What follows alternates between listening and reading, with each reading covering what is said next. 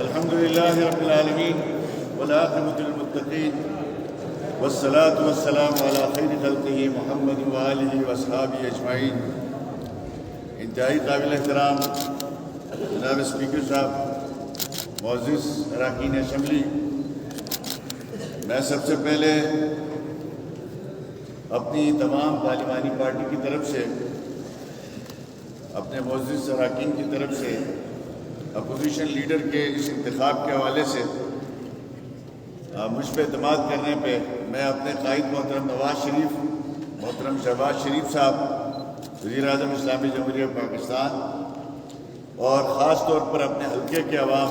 GBLA-2 کے اور تمام جو گلگت بلتستان سے لوگوں نے اس پروگریسو ووٹ کے اندر اس اسمبلی میں پہنچانے میں ہم سب کے لیے جو کردار ادا کیا ہے، میں ان سب کا شکریہ ادا کرتا ہوں۔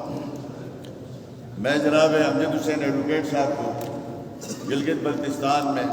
CM منتخب ہونے پہ اپنی طرف سے، اپنی جماعت کی جانب سے مبارکباد پیش کرتا ہوں۔ اور یقیناً یہ گلگت بلتستان کے اندر یہ جمہوری پروسیس میچورٹی کی طرف جا رہا ہے، اور ہمیں اس بات پہ خوشی ہے کہ آج اس ہاؤس میں تمام جماعتوں کی موجودگی کے باوجود، بھرپور ریپرزنٹیشن کے باوجود، ایک جمہوری انداز میں اپنی پارٹی کی جو ہے وہ نظریات کو سامنے رکھتے ہوئے، جمہوری اقدار کو سامنے رکھتے ہوئے جناب محترم کو بلا مقابلہ چیف منسٹر گلگت بلتستان منتخب ہونے پہ ان کو مبارکباد دیتا ہوں، اور تمام اراکین اسمبلی کو بھی میں مبارکباد دیتا ہوں۔ یقیناً یہ ایک بہت بڑا بوجھ ہے، یہ بہت بڑی ذمہ داری ہے، جس طرح آپ پہ ہے اس طرح ہم پہ بھی ہے، ہم یہ اپوزیشن بینچز میں بیٹھے ہوئے تمام ساتھیوں پہ بھی ہے۔ گلگت بلتستان مختلف مسائل کا شکار ہے، لوگ اس ایوان کی طرف دیکھ رہے ہیں کہ یہاں پہ کتنی میچورٹی کا مظاہرہ کیا جاتا ہے، کتنے ہمارے ایشوز پہ بات ہوتی ہے، کیا ہمارے لیے امید کی نئی کرن آتی ہے۔ یقیناً یہ آگے چل کے وقت بتائے گا، ہم سب کی نیتیں صاف ہیں۔ بخوبی آپ کو معلوم ہے کہ اس خطے کے اندر جس کی وفاق میں حکومت ہوتی ہے وہ بلڈوز کر کے بھی یہاں پہ اپنی حکومتیں بناتے رہے، جس کی مثالیں ماضی میں موجود ہے۔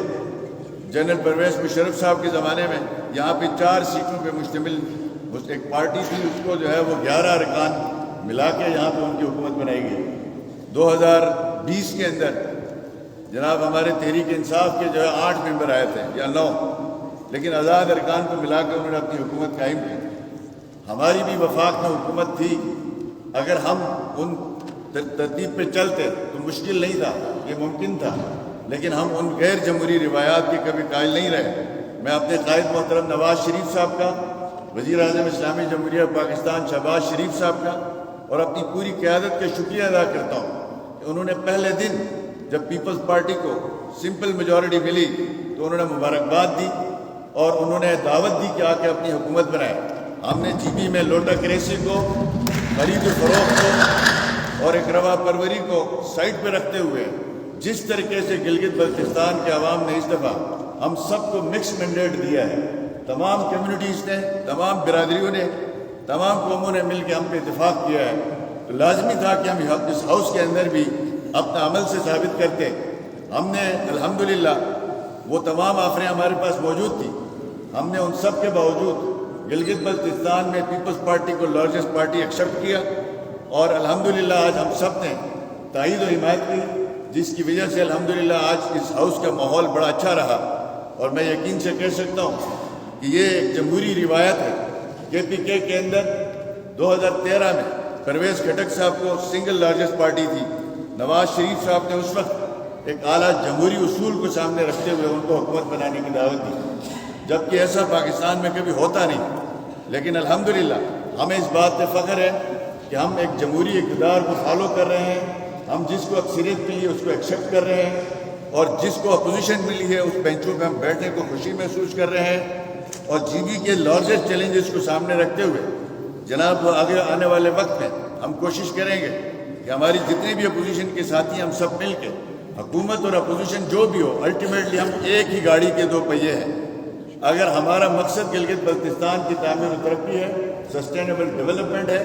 اور اس علاقے کے وسائل کے اوپر یہاں کے لوگوں کا اختیار ہے، اور ان وسائل کو گلگت بلتستان کے عوام کے لیے بھرپور طور پر استعمال کرنا سب سے بڑا چیلنج ہے۔ میرے بھائیوں، یقیناً اس وقت ہم ایسے خطے میں رہ رہے ہیں جہاں پہ سب سے بڑا مسئلہ ہمارا کانسٹیٹیوشنل رائٹ کا ہے۔ میں شکریہ ادا کرتا ہوں بلاول بھٹو صاحب کا، جنہوں نے پچھلے دنوں اسمبلی میں ایک جاندار تقریر کی ہے، اور میں امید رکھتا ہوں انشاءاللہ تعالیٰ یہ تقریر بہت جلد ہماری تمام پارلیمانی جماعتیں بل کی صورت میں اسمبلی میں پیش کر کے ہمارے علاقے کے لوگوں کے اندر جو احساس محرومی ہے آئینی کانسٹیٹیوشن کے حوالے سے، یقیناً اس سے قبل بھی قائد محترم نواز شریف صاحب نے سرتاج عزیز کی سربراہی میں گلارجر کمیشن بنایا اور کمپریہنسو رپورٹ بنی۔ بدقسمتی سے اگر وہ حکومت ختم نہ کی جاتی تو شاید آج ہم اس مسئلے کا حل نکال چکے ہوتے۔ آج بھی ہمارے پاپولر ڈیمانڈ جو ہے وہ پاکستان کے کانسٹیٹیوشن میں یا پاکستان کے آئینی ڈھانچے میں حصہ بننے میں ہم سب کی جو ہے وہ دلچسپی ہے، قومی یکجہتی اس حوالے سے، اور ہم کوئی غلط ڈیمانڈ نہیں کریں، اور امید ہے انشاءاللہ تعالیٰ آنے والے وقتوں میں اس بڑے ایشو پہ ہم جتنی بھی اس ہاؤس میں جماعتیں بیٹھی ہیں، ہم اپنی 1.5 انچ کی بجائے فیڈرل میں جس طرح ہماری قیادتیں ایک ساتھ بیٹھی ہیں، انشاءاللہ تعالیٰ اس سے فائدہ اٹھاتے ہوئے ہم سب مل کے کوشش کریں گے تو کوئی نہ کوئی شکل انشاءاللہ تعالیٰ ضرور ہوتی ہوئی نظر آئے گی، اور یہ سب سے بڑا مسئلہ ہے ہمارا۔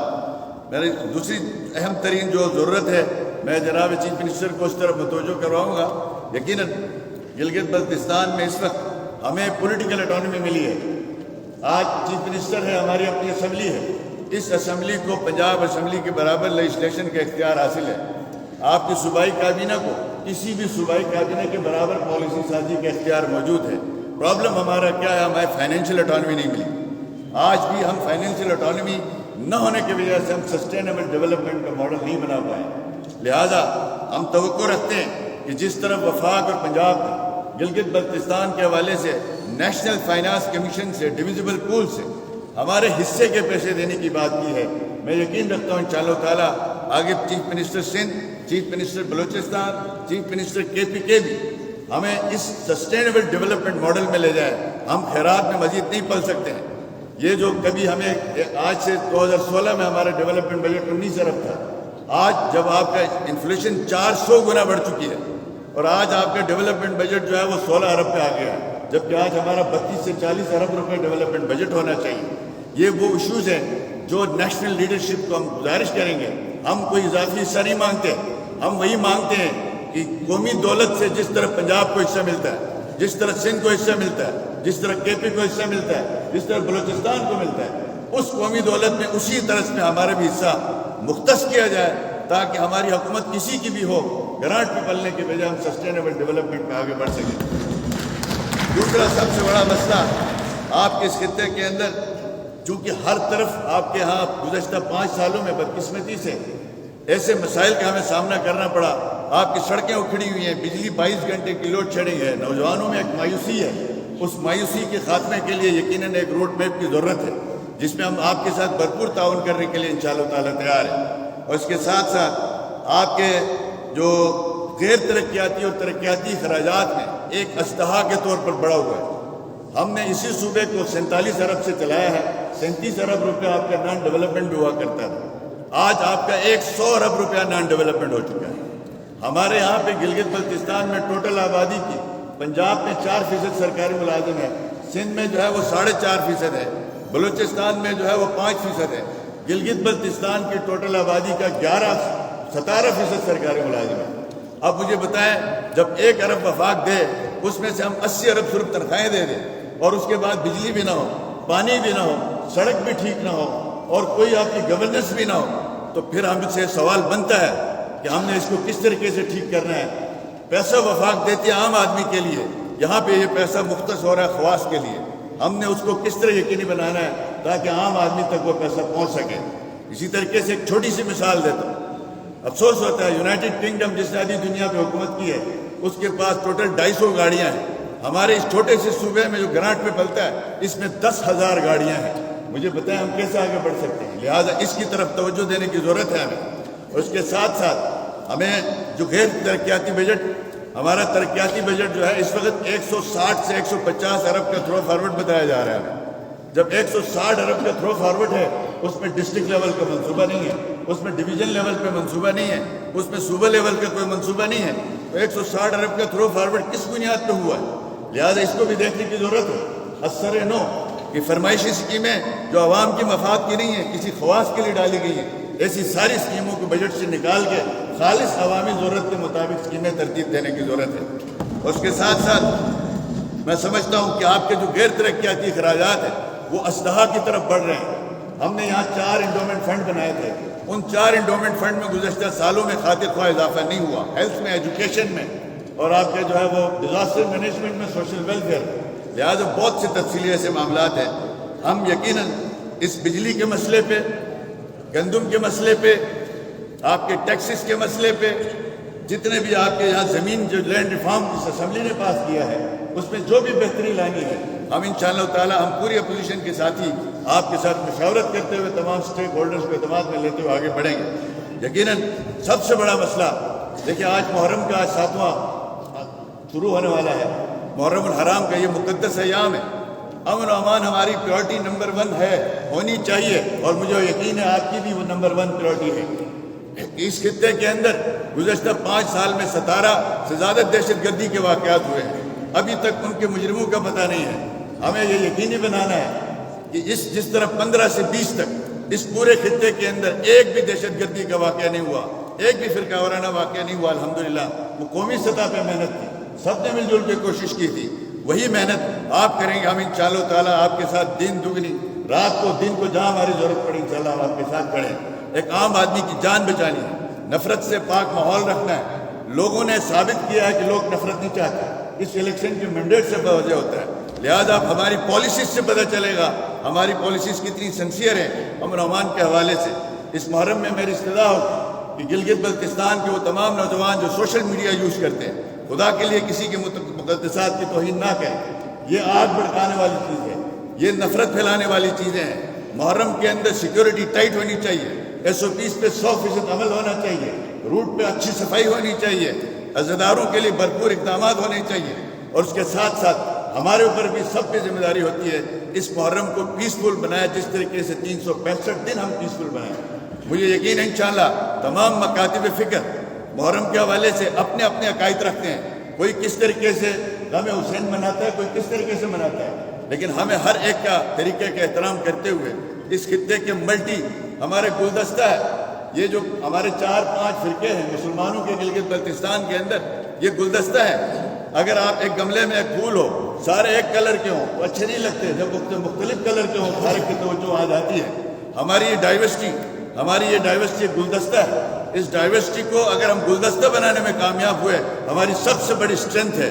اگر خدا نخواستہ اس میں ڈیزاسٹر پیدا کیا گیا، مس مینجمنٹ کی گئی، غلط پالیسیز اپنائی گئی، جیسے کہ حالیہ دنوں میں ہم دیکھ رہے ہیں کہ الیکشن پورے صوبے میں بڑا پرامن ہوا، لیکن دیامر کے اندر سیکیورٹی کے بڑے سیریس ایشوز ہیں۔ میری گزارش ہوگی چیف منسٹر صاحب سے کہ آپ فوری طور پر دیامر کے اندر سیکیورٹی لیپسز کس وجہ سے ہوئے، کیوں آیا روڈ بند ہوتا ہے، لوگ 40-40 گھنٹے کا 20-20 گھنٹے کا سفر کر کے آتے ہیں، مریض پار ہو رہے ہیں، ایمبولینسز پڑی ہوئی ہیں۔ لہٰذا ہمیں اس بات کو یقینی بنانا ہے۔ میری تو اس فلور آپ کے ہاؤس میں گزارش ہوگی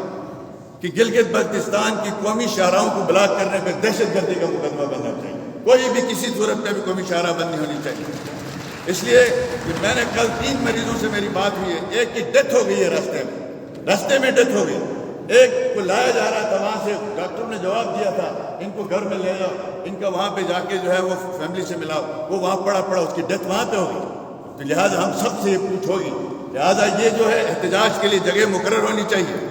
جہاں پہ احتجاج کرنا ہے اس کی جگہ مختص ہو۔ یہ ہمارا چھوٹا سا علاقہ ہے، لوگ کراچی سے چلتے ہیں بمشکل اپنے علاقے کی طرف، یہاں آ کے ان کی زندگی جرن بنتی، یہاں سے چلتے ہیں اسٹوڈنٹ یونیورسٹیز کے لیے 4-4 دن ان کو سڑکوں میں رہنا پڑتا ہے۔ کیوں یہ سیکورٹی لیپس ہوا، کس وجہ سے ہوا اتنا بڑا لیپس، جس کی وجہ سے کئی دن سے کیج پہ وہ بند ہے، مختلف لوگ جو ہے وہ اپنی شکایت لے کے۔ ہماری گزارش ہوگی متعلقہ عدالتوں سے بھی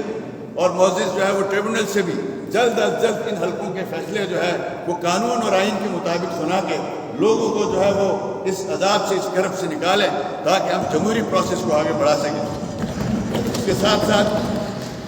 میں یہ گزارش کروں گا کہ یقیناً یہ سیف سٹی منصوبہ ہمارا